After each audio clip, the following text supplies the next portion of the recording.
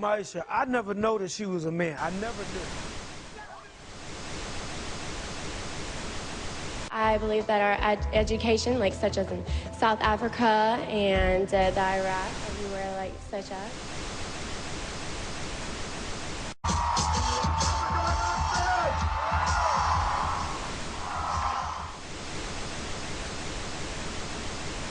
Platform 8 for the 2228 Southern service to Eastbourne via Lewis. Please join front 2. One option, placing a tracking microchip under a service member's skin. Former special operations officer. And if you hear the shouting, it's a group of demonstrators who've come. 9/11 was an inside job.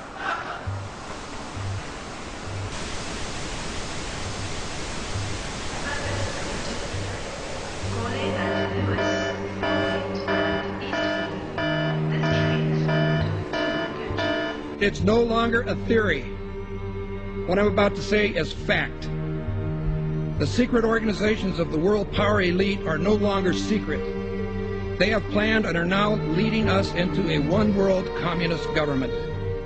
Well, there have been extraordinary scenes in Berlin tonight as thousands of people gathered to hear Barack Obama deliver key foreign policy speech on his current European tour. The Democratic presidential hopeful laid out his vision for America's place in a new world order, in a new world order, in a new world order. It's not a new idea. President Bush talked about it back in 1991. It is a big idea, a new world order. President Bush said, and it's a phrase that I often use myself, that we needed a new world order. There's a need for a new world order. I call upon all states to join ranks in order to found the new world order of the 21st century. We have before us the opportunity to forge for ourselves and for future generations a new world order. When we are successful, and we will be, we have a real chance at this new world order. And people talked then, in 1990, of a new world order. And the question for us is how we meet and master all these challenges to ensure that Britain enhances its competitiveness in the process and realizes what I believe is our destiny of success in this new world order. So, in conclusion, ladies and gentlemen, a new world is emerging. It is a new world order with significantly different and radically new challenges for the future. And people better understand that they mean exactly what they're saying. It's a new world order they're trying to create, and they're trying to do so not only without approval or consent of the governed in this country, but despite the popular will. This is a straightforward assault by the elitists in this country. There is a global meltdown coming. It is a global depression, and one world currency and one world financial system is the end game. China said last week they want one global currency. France said yesterday or the day before that they want one world order, a new world order, at the end of this event. Gordon Brown will today call on fellow world leaders to seize the opportunity created by the worldwide economic crisis to create a truly global society. The Prime Minister will use a high-profile speech in the City of London to say that Britain, the US and Europe should join together to create a new, stronger and more just world order.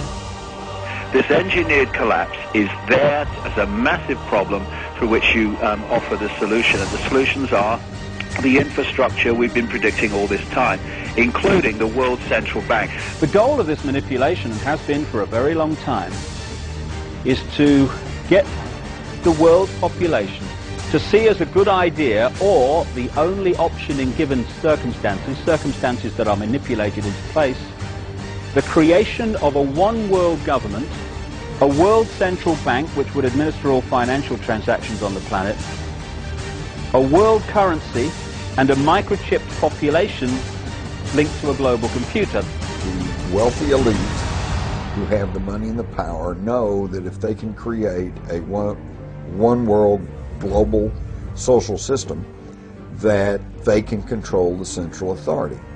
In other words, world control, world domination, one of the oldest desires in the history of the world. There's a very, very clear-cut and easily identifiable system in place that puts all of these elements from media control to government control to energy control together into one apparatus working together effectively towards its final goal, which is, you know, global control. Because of the compartmentalized pyramids that they've constructed within all these institutions of government and finance and corporations, the vast majority of people who are daily making contributions to push the world in this towards this Orwellian global state have no idea that they're doing that, because they don't know how their contributions fit in with everyone else's. Only the few at the top do.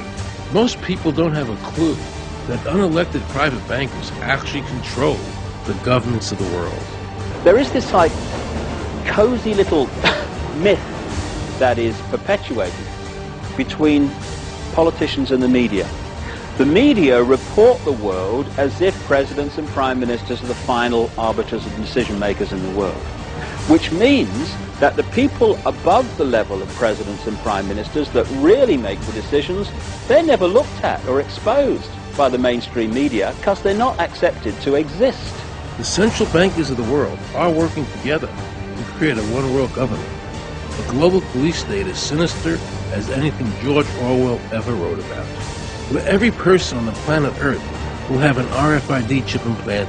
It is the first implantable microchip for humans that has multiple security, financial, and healthcare applications. More than 100 law enforcement officials in Mexico are having microchips implanted in their arms. The chips allow a person to be scanned, sort of like a cereal box at the supermarket. Just like the microchips implanted in the necks of dogs and cats, allowing lost pets to be identified, this glass capsule can do the same for humans. A chip in everybody would be the universal monetary system par excellence, because there'd be no escape from it, and you'd be totally under the control of those who issue the electronic impulses in that chip. The problem throughout human society is that the good men and women do nothing. They don't want power. They don't want control. They want to lead a leisurely life. They want to spend time with their family. They want to lead simple lives. But we are forced throughout society, and throughout history, and throughout human time to stand up against bullies. And many times we stand up before it's too late. And we reverse the course of tyranny. But more often than not, we don't stand up in time, and horrible things have to happen first, so decadent societies learn why liberty and freedom is so precious. If you think you don't like the situation now, then think what you're going to face a little way down the road, and more than anything, think of what your children are going to have to face. Because you think if we live in a controlled society now, this is nothing compared with what they are going to have to live in. So in terms of parents who are listening to this information, I would say this: go and look your children in the eyes and tell them that you can't be bothered, or you're too frightened to do anything about it. You're too frightened to get involved, in being another conduit for getting this information further and further expanded into the public mind, that you're too frightened to get together with others to stop cooperating with this system and to not be intimidated into coming into line, which is a bit like coming into line in a concentration camp and thinking it will be okay. As long as you stay in line and you do as you're told, you'll be fine. And then you realize at the end of it, well, actually, it ain't fine. And if you'd have all rebelled earlier, then you wouldn't be in the situation you're facing now.